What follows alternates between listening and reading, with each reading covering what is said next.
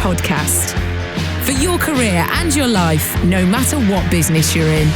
So hello and welcome to a very special backstage Zoom room for the Northern Power Women Awards 2021. What a fantastic evening it has been so far. I'm so excited to be joined by a group of our very, very esteemed winners and some special guests too. So hello, everybody. We don't want to unmute you all, but it'll be a cacophony of sound. Maybe we'll do that at the end, but thank you so, so much. There's brilliant waving going on right now. I wish you could see a little image of this. I'm sure we'll share something too. But we're going to speak to our great leader, Simone Roche, in just a couple of moments' time. She's probably decompressing somewhere, surrounded by her people. She did an incredible job this evening. But I want to say a big hello now to the wonderful Jen Hazelhurst. She is, of course, from EY, our headline sponsors, the Liverpool office managing partner. Jen, hello. Hello. Thank you so much for being part of this evening. I thought your speech at the start of the awards was absolutely fantastic. EY, of course, are the headline partners of the Northern Power Women Awards. I just wanted to know for you why it was important for EY to support the awards tonight. I think for us, it just completely aligns with what we stand for, really, and making sure that, we do accelerate gender equality, that we do everything we can to create an inclusive environment for everyone. And that doesn't always mean just opening doors. Sometimes it means giving people a leg up as well and making sure that, we do all help each other to bring the best out in everyone. Absolutely. Have you enjoyed it? Have you enjoyed this evening? Because look, let's be honest. Let's whisper this to each other. Virtual awards have been a bit, well, they've been variable in their quality, haven't they, over the last year or so. I was blown away by what happened this evening. Have you enjoyed it? Absolutely. I thought it was a fantastic evening, and I take my hat off to all the winners here. You're absolutely fantastic. Really, really great. And yeah, I wouldn't have liked to be a judge. I think that must have been an incredibly hard role. Definitely. 100%. This is a tough question, I know. You might have more than one answer, but what's been your biggest takeaway from hearing the stories of the winners tonight? I think in most cases, it's just the selflessness. It's just, just giving everything you can to help other people around you, and just making that time as well, and thinking about others. It's it's a fantastic evening for just opening your eyes to what everyone is doing and how everyone is helping, all different elements of society and the teams that we work with. You hang on there, Jen, please, from EY, because someone has just entered the room. You can feel the energy change. She is here. It's our great leader, Simone Roche, MBE. Do you know what? We're all going to give you a round of applause. If we weren't all on mute, you would see everyone clapping you. What an evening. You look like you are on cloud nine. What an amazing evening this has been. Never want to see another Zoom again, just saying. There was something very ambitious about trying to get that amount of people into the right place at the right time. And I know some people are getting frustrated trying to get it. It's inevitable, but it was really important to us that we tried to craft, if you like, the camaraderie and the sort of the rather. Oh, yes. She's got a Prosecco. For those watching in black and white, she has her Prosecco. Rob, this is Northern Power Man. Northern Power Man is half-dressed. Rob, it's half-dressed. I've got a quite swanky frock on, but underneath I've still got tracksuit bottoms. I just wanted to share that with you as well. That's probably why I'm a little bit over hot in my little vocal booth here in Arizona.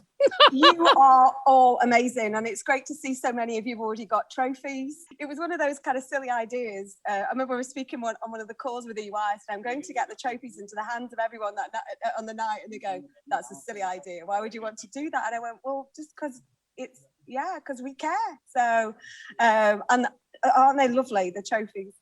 They're beautiful. They're fantastic. Well, listen, you sit and enjoy your Prosecco. Listen in. Champagne, darling. Well, of course it's champagne. Sorry, I forgot who I was talking to for a moment. Of course it is. But I want to get to all the fantastic winners because I know you want to go and celebrate with your friends and family as well very soon indeed. So just first of all, a huge congratulations to you. Jen from EY then talked about, what a challenge this was for the judges. And I'm sure you hear this all the time, but I've been a judge on these awards for the last several years. I can tell you, it is such a robust process. It's never an easy decision We go through several rounds. We learn so much about every single individual nominee, and really the standards are spectacularly high. So the fact you're sitting in this room with us now, really just massive congratulations. I want to have a quick chat with all of you for this very special podcast for the Northern Power Women Awards. So let's start with our organisations, shall we? Winner of small organisation, InnovateHer, represented by Chelsea Slater. Medium organisation, Informed Solutions Limited, represented by Elizabeth Vega. And large organisation, Page Group, represented by Graham Lewis. If the three of you can unmute yourselves, or by the magic of Zoom, you become unmuted, I would love to talk to all of you. First up, congratulations, Chelsea. I mean, InnovateHer is so focused on inspiring and growing the confidence of young women. I mean, 12 to 16 years old, we know how important it is to get people young, teaching them about opportunities in tech, getting into their schools. I know you could talk for hours on this, but I'd love you to just tell me how you see those young women grow over those 8 weeks. Do you see them really blossom? Yeah. Hi, it's Jo Morphy here. Chelsea had to leave the call, but I co-founded InnovateHer with Chelsea. So, hi, Jo. Hello. Happy to talk about it on our behalf. We are absolutely over the moon. We know that we were up against some stiff competition in that category as well. So thank you to Simone and all the judges for the accolade. In terms of young women, yes, when we were working face-to-face, we would see them blossom hugely over the 8-week period. We'd work with them for 2 hours a week. And we'd send in industry role models. So similar to the work that Simone does through Northern Power Women, we use role models to inspire the girls. And now that we're working virtually, it's a slightly different way of delivering the programs. But interestingly, we've seen through the feedback that the girls are giving us that they're developing more skills with us digitally than they actually were face-to-face. So it's been really interesting the past year to see that and track the difference there. But I think because we are teaching young women digital skills, then it actually makes sense for us to deliver that digitally as well. So going forward, we're going to become an e-learning provider, and we're really excited to just reach girls all over the UK, not just in the Northwest, through the virtual offer. Well done. That's fantastic to hear. I'm sure we will meet again and chat again on the Northern Power Women podcast. Jo, thank you so much. Elizabeth Vega, hello to you. Informed Solutions, a winner of Medium Organisation. Where's Liz? Where is she? Sam, how are you? I'm really well. Nice to see you. How are you doing? It's been a long time since you and I sat in a cupboard, not dissimilar to this, having a conversation for the podcast. We should probably not elaborate too much on that. It was cozy. So look, Informed Solutions, I mean, you working in tech again is a place where it's become known, rightly or wrongly, I think definitely to start with rightly, as a place for sort of middle class men, as a place that they would flourish. I mean, how is the landscape changing? You've been working so hard to make this more of a diverse landscape. How is it changing now? Quite right. It was more about middle-aged guys, particularly people that came from gaming. That's where the culture of gaming is what put a lot of women off. Of course, women now are starting to get into gaming, but historically it wasn't like that. And I think if you want to change the culture, you need to look at diversifying the types of roles to begin with. You know, if you're looking at hardcore coding and then you're looking at putting one or two poor, unfortunate young women, which are quite vulnerable, into that environment, that's not really going to instill success. So what we did is we actually looked at adjacent areas, things like user research and service design and service management functions, which were adjacent to more of the hardcore heavy lifting. And then when we got a good representation of women in those areas, you tended to find that when some of them had opportunities to start doing coding and development, they actually flourished in that. And they were already known colleagues. So we needed to use a little bit of stealth. And then, of course, once these people are highly skilled, it's about keeping them, because a lot of people are trying to poach women in tech to sort of seed their own teams as well. So you really do need to address the cultural issues, and you need to have a little bit of a strategy and a little bit of stealth, really, to get a critical mass of women. And then we were in the fortunate position that those women did stay on. They acted as fantastic guides and role models and coaches for the next generation of young women. Women are generally very generous in terms of paying it forward. They don't need to be very encouraged. And then last year we had the phenomenal breakthrough for us, where we had 68% of our technical intake was actually young women into technical roles. Yeah. Amazing to hear. Thank you so much. Elizabeth Vega, brilliant to see you. Congratulations to you again. And last but absolutely not least, let's speak to Graham. Congratulations to you, Graham, from the Page Group, of course, winner of large organisation. I mean, you work across 36 different countries. Not you personally, of course, but, the Page Group, Graham Lucas. So many different working environments there across all these different companies, so many different working cultures in there. Are you optimistic, though, about a shift in attitude towards inclusion and gender diversity generally in the workplace?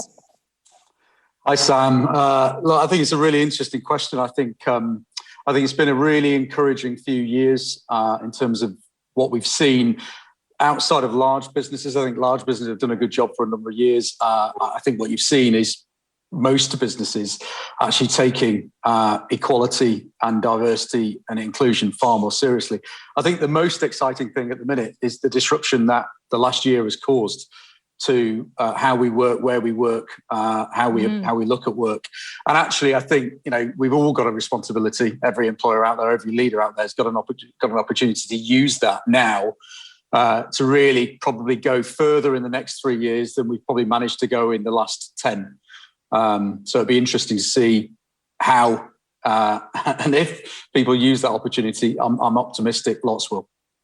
Fantastic. Thank you so much, Graham. To Graham, to Liz, to Chelsea, on Joe, of course, as well, to all of you for the awards this evening for Northern Power Women Awards. Congratulations. Let's march on then to our next three winners. Mentor of the Year. Thank you, Graham, for your round of applause. We're all on mute. Otherwise, we'd have a little bit more of a round of applause going on, but you can see, I promise you, everyone is clapping along.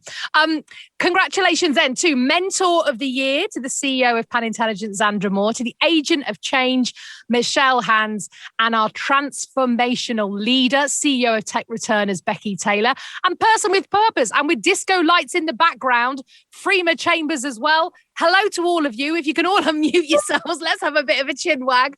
Zandra, let me start with you. I mean, mentors can be absolutely life-changing. We know that. We bang on about it every single week, Simone and I, on the Northern Power Women podcast. I mean, I heard you talk about your mum earlier on and actually the amazing effect she had on your career. And I think sometimes people don't know where to find a mentor. And it is a case of they could be someone you already know really well.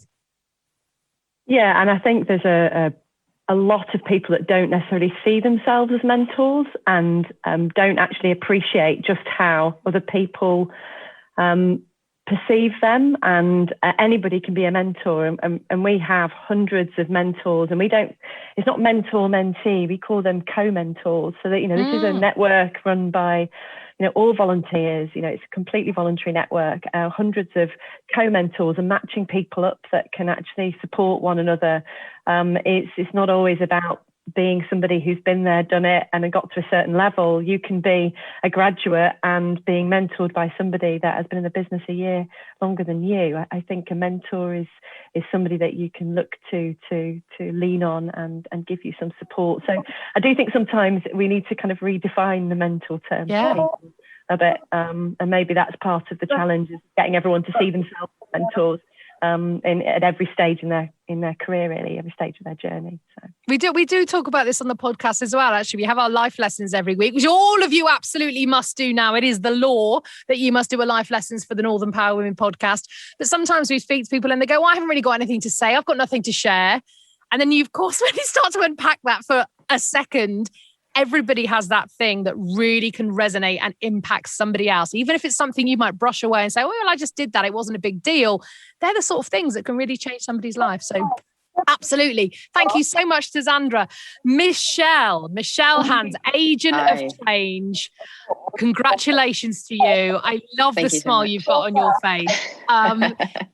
Social media can be such a toxic place, especially for women. And you have created and nurtured a really, really powerful community there. And it's great to see that it can be such a force for good as well. Most definitely. I work in an industry where it's just me on site and has been for the last 16 years with a load of guys. And through social media, I've been able to connect with loads of women across the world that feel exactly like me, but also then the next generation coming through. And so that hopefully they don't feel so alone and they can learn from the rest of us what we've been through, and we can be there to support them. And social media, there are no boundaries, and it's fantastic. And for me, it's been able to bring together, like you say, a real tight-knit community and try and help and inspire other women. Because we're stronger when we're together, right? Correct. Yeah, 100%. Yeah, that's definitely what it's all about. Brilliant. And what's your name of your podcast if people want to tune in? It's She Who Dares Wins. The background of my story is I feel like everyone has something to give if they share their story. Everyone's story is completely unique. So She Who Dares Wins. I have guests from all over the world, from tradeswomen right the way through to women that are breaking through the glass ceiling. And we just get on and we talk about stories, but we talk about the good, the bad and the ugly. There are no barriers. We really go into the deep, dirty stuff, things that have happened to everyone. And it's shocking to a lot of people, experiences that some women have been through, not only in construction, but in other areas of fields. And then we just talk about that. We talk about how they've overcome certain issues. And by kind of, talking about the good, the bad and the ugly, I think it's brought together a lot of women and opened up discussions that sometimes we feel uncomfortable about talking about. Brilliant to speak to you. Thank you so much. Congratulations again, Michelle. Thank you very much. Appreciate it. Let's get to Beckie Taylor now, CEO of Tech Returners. You founded your company, Beckie, in 2017, really empowering women who were coming back into work. Your award for Transformational Leader is so important. The fact is you are transforming lives, literally transforming lives. I know you must have 1,001 great stories. Does one spring to mind that you can share with about someone whose life really changed? Yeah, first of all, I'd just like to say a massive thank you to Simone. Tonight has just been absolutely amazing. The logistics behind it all, in terms of when we got the emails and actually said, obviously if you were going to win, you're going to get the award at the door. That was just absolutely amazing. So a hat goes off to you. You've done it amazingly. So sorry, I just had to say that and give obviously a massive thank you. Yeah, I think it's really been interesting. We've been growing our team. So James and I started the business back in 2017. Now we're approaching a team of 10, we're recruiting more people. And one thing I always talk about in terms of the expectations around working for Tech Returners is we are changing people's lives. Yeah. There's not many jobs that you can do where you listen to women especially saying that you have changed my life, that I never knew opportunities were possible from actually leaving the industry to come back into the industry. I had signed myself off. I didn't think it was possible. And when you hear that over and over again, it's like job offers we've been making on a day-to-day basis, and you get the Slack messages or the text messages saying, I can't thank you enough. I never thought this was going to be possible again.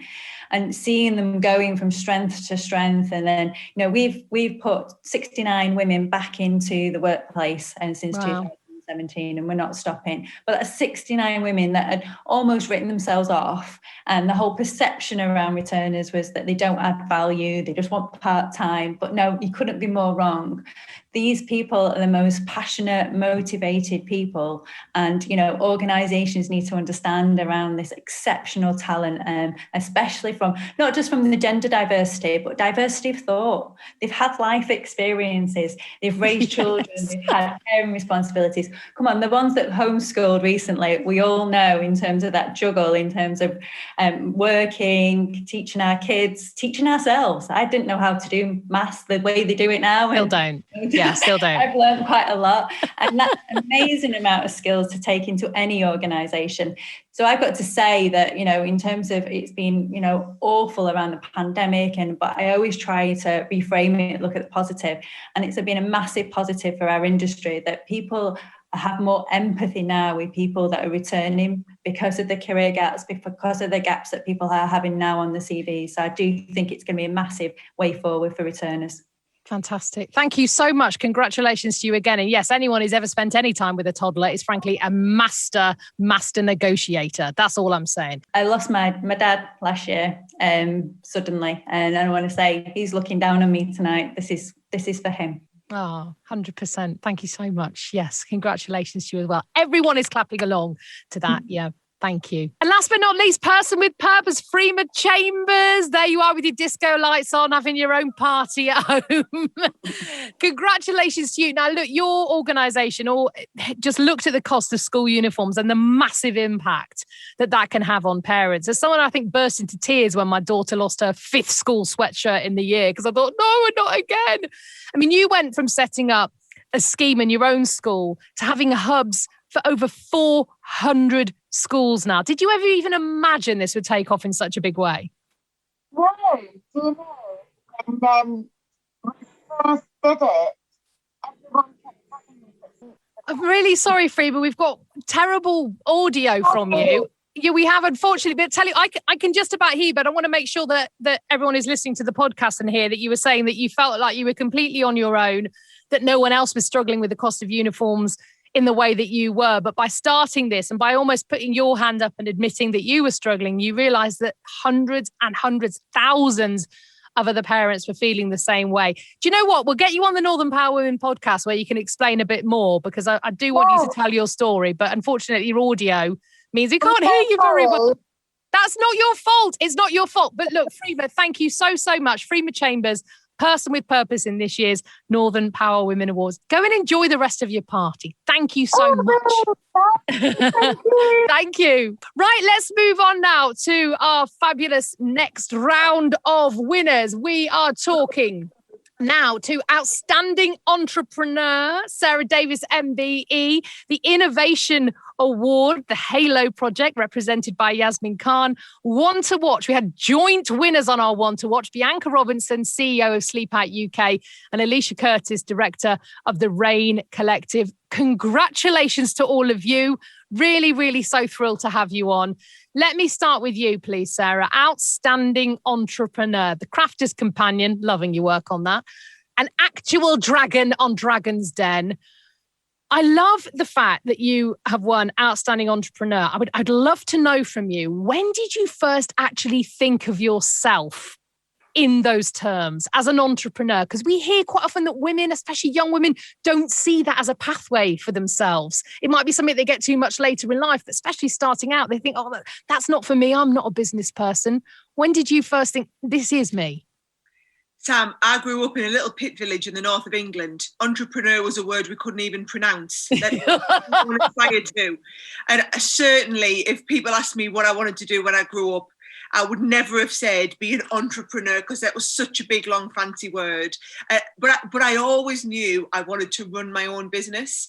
And that's what I would say. You know, both my parents ran their own business, and I wanted to do that when I grew up. I just didn't know what that business was going to be in. And in all honesty, I pootled off to university thinking I was going to learn everything I needed to know about business and come back and teach my mum and dad a thing or two in their family business. So my mum and dad have the wallpaper and paint shop in our local village. And I thought I was going to come back and teach them the modern ways of doing things. And I actually did a 4-year management degree with a year working. And in that placement year, I went and worked for this tiny little craft company, opened my eyes to this amazing industry I didn't even know existed, fell in love with the customer there, decided to start a business on the side while I was at uni. So I was literally doing it, on an evening and weekend between my university lectures. And by the time I graduated 9 months later, my business was bigger than my mum and dad's business that they'd been building up for the last 30 years. So hence I came home, never quite took over the family business. And my dad converted the little shed in the corner of the warehouse where they used to have the business run out of. And I worked out of that little shed with my best friend's mum. And that's how we got started. And today my sister actually runs the family business. And my mum's been live watching the awards tonight, although a little bit technologically challenged. So, but she saw and she had a few tears and was all thrilled. That's absolutely fantastic. Oh, it's wonderful to hear. Thank you so, so much. Just show me your award again, because I know you've managed to get yours already. Look at that. Beautiful. I had a wonderful knock on the door and a lovely little patter of tiny feet, and they had a goodie bag for me and a little badge, and I've had all sorts. It's been a wonderful evening. I've probably had one too many glasses of wine to what I should have done. I was on Freema's table, so we were feeling the disco ball love, I can tell you. It was rubbing off on us all. Thank you so, so much. Congratulations to you. Really brilliant to speak to you. Thank you. Thank you. Right, let's speak now to the winner of our Innovation Award, Yasmin Khan from the Halo Project. Yasmin, where are you? I'm here. Hi. Hi. Hello. Lovely, lovely to speak to you. The work that you do as part of the Halo Project with women who have been through the most horrendous times in their life. I mean, your wish, I suppose, is for a time when your work wasn't necessary at all, when you don't need to be running your organisation. But you must have seen some incredible examples of resilience and seeing the best of people in the worst of times. Absolutely. I mean, what this pandemic has demonstrated nationally, the increase of domestic abuse is just something that the government wasn't really prepared for. We were never prepared for. But when you've got language and culture as one of the main barriers, you can imagine how exasperated those problems are. And what we've demonstrated is through education, empowerment tools, we can really reach out to so many more communities and provide the protection that they so deserve. And the stories that we've been hearing in lockdown have been absolutely harrowing. The failings that we've witnessed have been most distressing.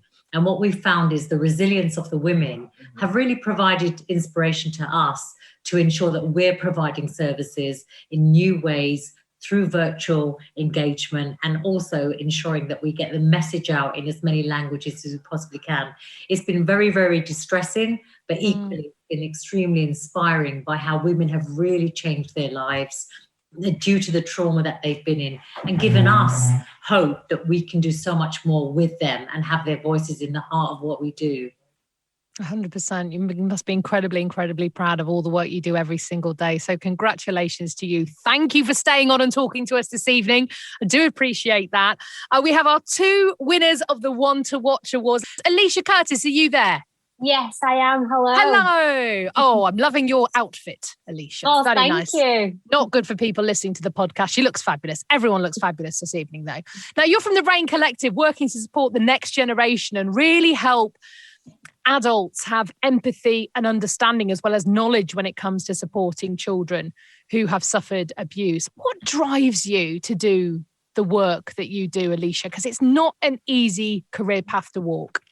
It's not. You're completely right. It's not easy at all. But I think being a survivor of child sexual exploitation, we've all at RAIN gone through so much and experienced so many mistakes and failings by professionals that we really wanted to come together as a collective and unite one another to use our voices to better help professionals understand what child sexual exploitation is and how to help young people that are still sadly going through these situations. And that was the whole point of RAIN, to be able to use our experience for a good and to bring a negative situation, but to make it even more positive. And I couldn't be prouder of my team or my organisation for what they have been able to achieve. Fantastic. Thank you so, so much for taking time, hanging on after the awards to speak to us today. Appreciate that, Elicia. Well done as well to Sara and to Yasmin and to our other One to Watch winner, Bianca, as well from the Sleepout Collective. Thank you. So a big thank you to all of our winners for the Northern Power Women Awards this year. Before we head off into the sunset, I want to recognise and have a quick chat with the very worthy winners of our Judges Awards, these special acknowledgement awards. So congratulations to Shamima Konat. Where are you, Shamima? from Electric Bazaar. How are you? Congratulations. Thank you so much. And thank you so much for organising such an amazing evening as well. Well, it has been incredible, hasn't it? It's so, amazing evening to be part of. Now, you are, of course, Electric Bazaar's an ethical fashion social enterprise. You have that real passion for designing clothes, but then you wanted to recognise the women, particularly, and the individuals, and give them the response that they deserved and the recognition that they deserved as well. What sort of conversations have you been having with some of the artisan workers you've been representing? Are they thrilled to find that they can have that place on the high street, if you like, the virtual high street? I mean, the work that we're doing is so important because if you look at the sweatshop model and the way that the workers are treated is actually caused very horrible in terms of wage, in terms of their health, and as a whole, in terms of their development, and moving away from these sweatshops is also very difficult. So what we do is we go to these women that are very skilled but don't have the resources, don't have the networks, don't have the opportunities to be able to set up their own things and use their skills to make money and have that economic independence. So we go to these women and we source them out and we help them, give them resources by giving them a sewing machine. So through our crowdfunding, we raise money for sewing machines and we give these women the tools that they need to be able to set up their own businesses. And we also give them a workload through our own clothes as well that we then sell on. So I'm wearing one of our pieces today. And then we also help in terms of on the ground, spreading their message, showing what the work that they're doing in terms of the handicraft skills, to kind of really retain the skills. Because obviously with sweatshops, what happens is because they're not getting paid as much, nobody's wanting to do these skills anymore because they're spending hours and hours and they're getting paid pennies. Whereas we make sure that they're getting paid a fair wage and retaining the skills that they have so that they can make an income from them. So the conversations in terms of the impact we're having on them is actually incredible because it is life-changing. They're able to gain an income for themselves and be independent, not being able to rely on other sources of income, and be able to spend that on their children, themselves and their development. And also what we found with these women is that once they have this income, they really kind of purpose it to be able to help other women in these communities as well. It's a great cause in terms of what kind of motivates us to carry on and support these women in these rural communities. Congratulations to you. It is fantastic. Go and check it out online, Electric Bazaar. Thank you so much for hanging on. Congratulations to you again. Our second special acknowledgement award goes to Gina Martin. Gina, where are you? There you are, waving away.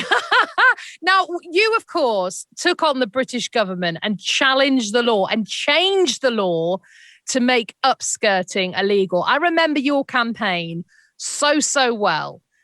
And I also saw the amount of pushback you got from some people telling you that what you were doing wasn't necessary, that there were bigger things to worry about, to be quiet, to pipe down, to not be heard.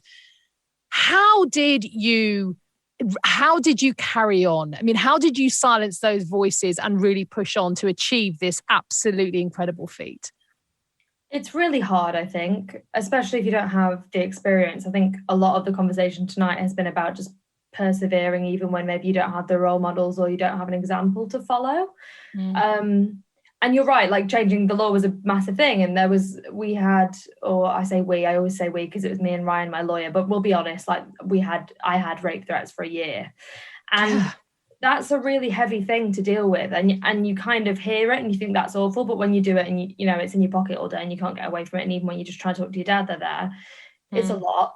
I think it comes down, in terms of persevering, I think it comes down to relying on people. I think we have this narrative a lot with women because we deal with so much that it's like, just go and do it, girl boss it, like slay it. And it's like, oh, I don't know how to slay it. Like, it's really hard. So I lent on the people around me a lot, and I rested a lot, and I cried a lot, and I shouted a lot. And I guess I had the days when I was really struggling, and then the next day you get back up because you can't stop yourself doing it because you care about it so much. And that's really what it comes down to, is the fact that you don't really have a choice to fight for that stuff, because I spent 15 years brushing stuff off, and it was the kind of last time I was like, I'm just going to take it as far as I can this time.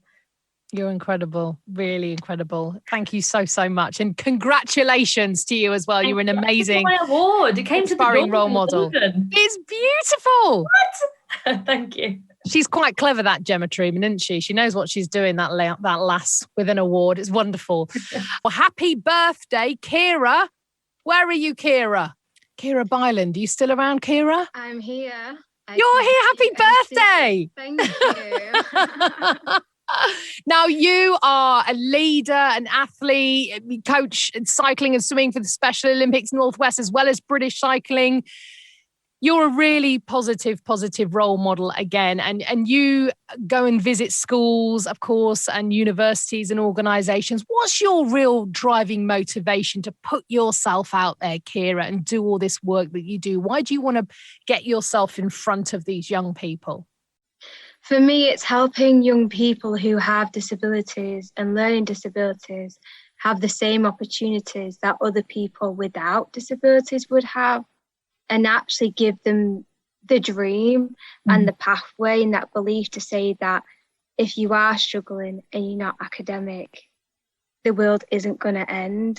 There is light at the end, and I can be that positive role model, mentor, support them and help them develop their skills that actually they might not even realise they even have deep down inside. And sometimes you need that person to nurture and care for them. I love that. That is a really beautiful attitude to take out to young people. Congratulations to you again. Happy birthday to you again. Is your award with you yet? Do you have your award yet? Yes, I do. Oh, that is a beauty. That is a beauty. Where are you going to put it? It's going to be on the shelf in front of everybody can see. You want some sort of neon arrow pointing to it, I think, so that no one can ever get away. Everybody will see it if they have to, don't worry.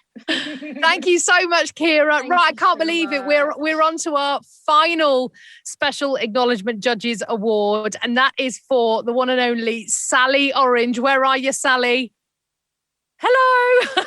How are you doing? Now, Sally is a military veteran, athlete, much like myself, an adventurer. No, not if you listen to the podcast. I climb a mountain every now and again. That's about it. I mean, you've had 22 years of really adventure, service, endurance and the like. And you've been appointed as the United Kingdom's female national ambassador for Army cadets. Where were you 30 years ago when I was trying to put my putties on is what I want to know, because I was absolutely dreadful when I was an Army cadet.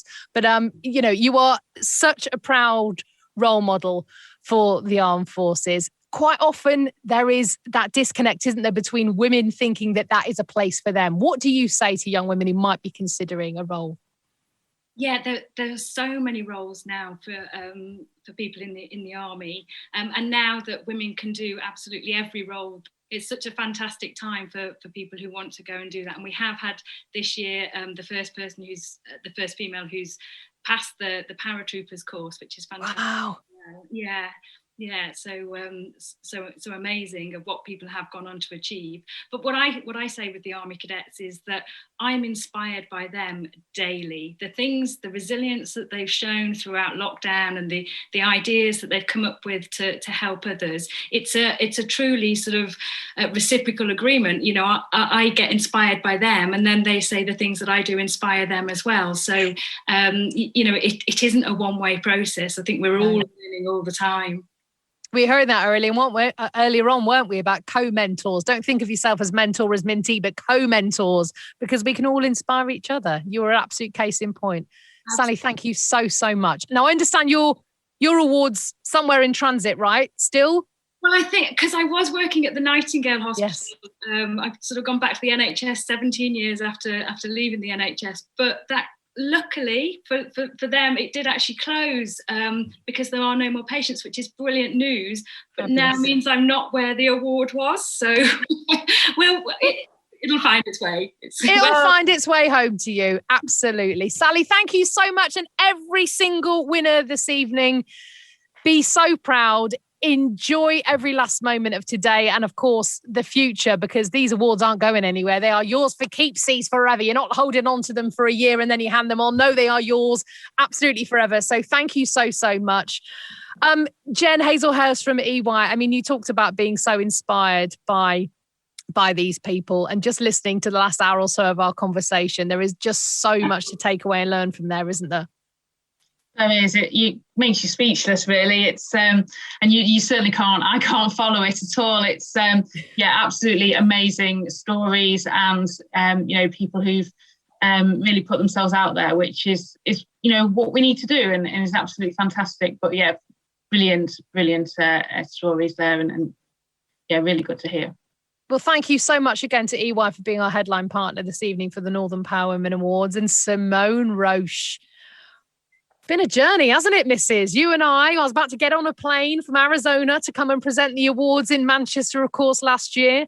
Little thing called a pandemic hit. And since then, it has been a huge, huge journey. But you must be so proud of everyone who's pulled together this evening, not least the incredible award winners, but it has been an event and a half. Oh my goodness. 12th of March last year, our 5th birthday, having to send that email out that said, we're postponing outside of COVID guidelines because we couldn't socially responsibly put that amount of people in a room, and then we're going to have it then we're going to have it then, and we're going to have it then. And we kept saying, didn't we? Everything comes to she, he, they who wait. And I think there's something to, as much as the Zoom extravaganza, Zoom room will scar me for life. And Northern Power Man couldn't, it was like burning the keyboard trying to admit people into rooms and stuff like that. I think the amazing thing is we would never have got this. Okay. So I think as much as there's so many challenges around this and how long this has taken, we would never have had this experience to have this conversation. Look at you, look at all of you on here. All of you have taken your time to, sort of celebrate with us. So I raise a glass to all of you, and I'm grateful for the time you've given now to share. And it's been one we will never forget. I spoke to Nina when I came off the stage, and I'm going to refer to you as Beckie Taylor still on. I know that you lost your dad last year. I just remember, because I remember me and Emma Mason's here. Emma, come in, Emma. Emma, she's got a hoodie on, but she always looks glam. So Emma, Emma will have been in touch with all of you, and Eleanor, who runs our social media. We've not seen each other in months either. And I remember we were kind of corralling you into, are you coming? Are you coming? And I remember you said, I've lost my dad. And last week I thought, oh my goodness, of course we've known you who all the winners are for a year, right? My God, secrets. So I knew this would mean something to you. And when Nina came off stage tonight, she says, how do you feel? And I said, well, I don't want to work with goats and technology again, but actually I'm so happy for all these individuals because, some of you I know, more than others, but actually I know all of your stories. I know every single thing about all of you because I've read and I've believed in everything that you do. So, but I knew that this would mean a lot to you, Beckie. So, and you're right, your dad will be absolutely proud. Sorry, I don't want to make you cry. I'm probably going to make myself cry, but I knew. Yeah, my mum said exactly the same thing. I texted her and she just said, that this would have made your dad. Yeah, my dad would have been the one. He was very traditional. He always wanted the brochures bringing home from the awards, the newspaper cuttings and everything. And it's really unfortunate that it's not here because this probably would have been the first time he would have been able to watch it. But I know he's up there looking out for me. I definitely do. So I can't tell you how much it means to me. Really, and all of you, please, please, no, but please all continue to be these fantastic role models. And thank you for giving your time and your energy and letting us corral you. We're a small but mighty team, but it's because we care and we give a rat's ass about all of you. And we really, your role modeling is key because people look up and they hear your story and they believe that they can. So happy International Women's Day. I don't think I even said that today, actually. Small flaw in the script. But cheers to all of you and thank you so much. And please be safe with those trophies because they are so amazing. And as are you. So thank all of you and big cheers. Thank you so much, everybody. We're all giving ourselves another virtual round of applause, but thank you for being part of the Northern Power Awards this year. Congratulations to all our winners. Check out the show notes for the podcast. You will find out, of course, a little bit more about every single of our winners this year. Well done to you. Thank you again to EY. Simone, I salute you as ever from Arizona, and we'll catch up soon. Thanks for listening.